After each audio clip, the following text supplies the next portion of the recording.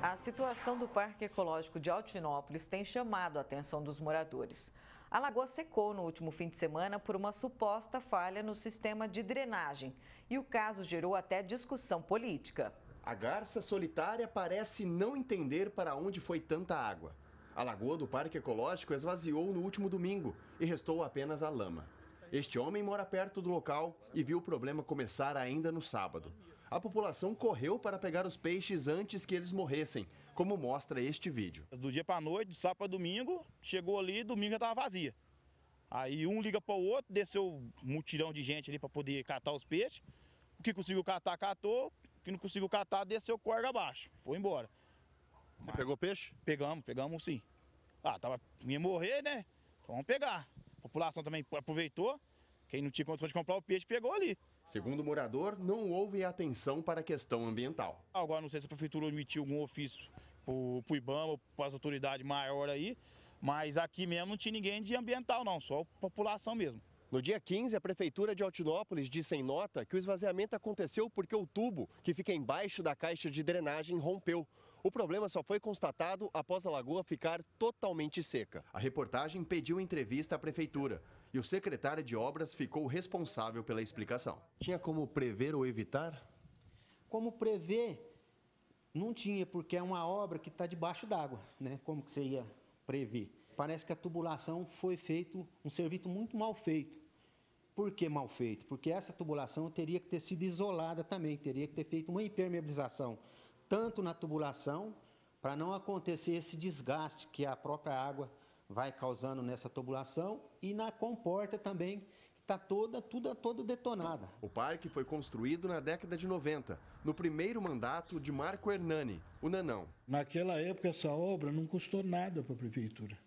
Quem fez essa obra foi o DAE, que é o Departamento de Águas e Eletricidade do Estado de São Paulo. As máquinas do DAE vieram aqui para fazer toda a obra.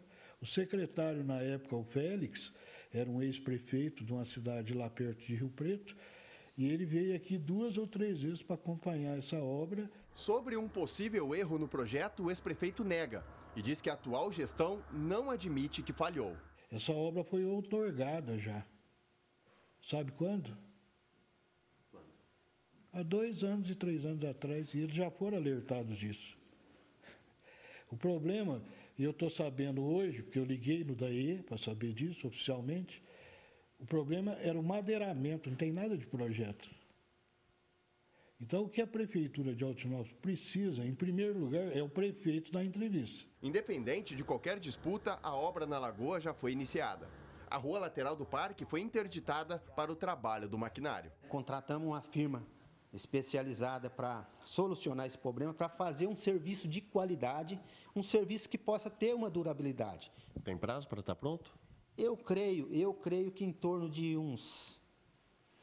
7 a 10 dias a gente deixa ela redondinha, conforme precisa e conforme manda o figurino. A população aguarda ansiosa. Aquele é o portal da cidade, ele é nosso portal, é muito bonito. Portanto, aqui nas árvores aqui, ó, ele é um parque muito bonito.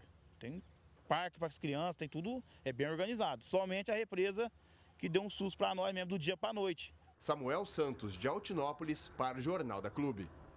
A reportagem procurou o atual prefeito de Altinópolis para responder às alegações do ex-prefeito Marco Hernani, mas não teve resposta até o fechamento dessa edição.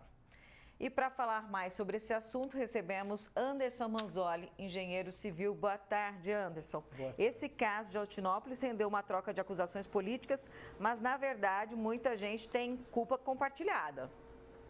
Boa tarde a todos, boa tarde a todas. Na verdade, é isso mesmo. Veja, para a gente entender a situação, vamos colocar um exemplo. Imagine que você é contratado para você ser um administrador de por exemplo, uma frota de carros. A primeira coisa que você deve fazer é você verificar a situação de cada carro. Provavelmente vai ter carro que vai estar faltando óleo, vai ter carro que vai ter que trocar o freio. Então você consegue planilhar e você consegue fazer um banco de dados da situação de todos esses carros que você tem. Vamos agora passar isso para a prefeitura. Quando uma prefeitura assume, ela deve fazer o levantamento e fazer relatórios de todos os bens públicos que ela possui, para ver aqueles que precisam né, de uma espécie de manutenção corretiva ou uma manutenção preventiva, mais emergencial ou menos emergencial. Então vamos voltar para o exemplo do carro. Imagine ali que por uma simples falta de troca de óleo, você teve um motor fundido e agora você vai ter que trocar ou retificar o motor e gastar um dinheiro muito maior do que você gastaria se você simplesmente tivesse dado a manutenção de troca de óleo. Na verdade, na prefeitura acontece uma coisa muito similar. Então, muitas das nossas obras que nós temos, por falta de manutenção, ocorre-se às vezes colapso como esse, que poderia ter sido evitado se, ao cada prefeitura assumir, fizesse um levantamento daquilo que tem. Porque hoje não é difícil você criar um banco de dados e criar um cronograma físico-financeiro daquilo que precisa ser executado de forma preventiva. Então, se você assumiu e você não tem os dados, você pode contratar engenheiros, arquitetos ou até técnicos para irem fazer o levantamento desses dados e cadastrar. E aí você consegue saber quando e em que período você deve fazer cada manutenção, troca, substituição. Fazendo dessa forma, você consegue evitar que colapsos como esses ocorram. Quer dizer, né, não importa se o prefeito antigo foi bom, se foi ruim, toda nova gestão precisa passar esse pente fino na cidade quando se assume uma prefeitura. Exatamente. Veja, a função do administrador público é justamente ser esse curador.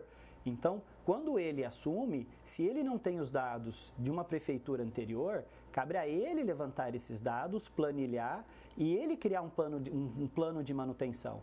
É como se você assumisse um condomínio. Você chega, se você não tem, quando foi feita a última pintura, a última manutenção, se tem uma trinca, se essa trinca é estrutural, cabe a você contratar profissionais para ir lá e dar um diagnóstico. Aí você tendo esse diagnóstico em mão, você consegue criar um plano de ação. E aí, tendo um plano de ação, você consegue evitar colapsos. Então, por exemplo, uma trinca em um prédio, se você não cuidar e for estrutural, daqui a pouco essa trinca vai virar uma fissura, vai virar uma fenda e pode ter um colapso estrutural. Nas coisas públicas é a mesma coisa. Então, você tem uma praça, você tem um asfalto, você tem uma ponte, um viaduto. Se você ir lá e fizer uma verificação preventiva, você consegue, de repente, fazer correções que não são caras para os cofres públicos antes de você ter uma situação de colapso. Então, na verdade, nós já temos como fazer todo esse planilhamento, nós temos software, nós temos profissionais, nós estamos na era da informação. O que precisa é os curadores públicos, né, os administradores, começarem a administrar essa tomada de decisão de uma forma melhor. Mas olha, um problema como esse, na tubulação, abaixo da caixa de drenagem, teria como evitar? Dava para evitar? Sim, veja, quando você contrata um profissional para ele fazer uma verificação, existem várias formas de você estar verificando, por exemplo, pela idade da tubulação. Se você sabe que ela é uma tubulação de concreto e você tem esses dados, ou se você não tiver, você levanta isso com os projetos. Então é importante que se tenha os projetos. Você sabe, se é uma tubulação que ela costuma ter uma durabilidade de 10 anos e já passou 10 anos, provavelmente essa tubulação precisa ser substituída ou pelo menos é necessário fazer uma verificação in loco.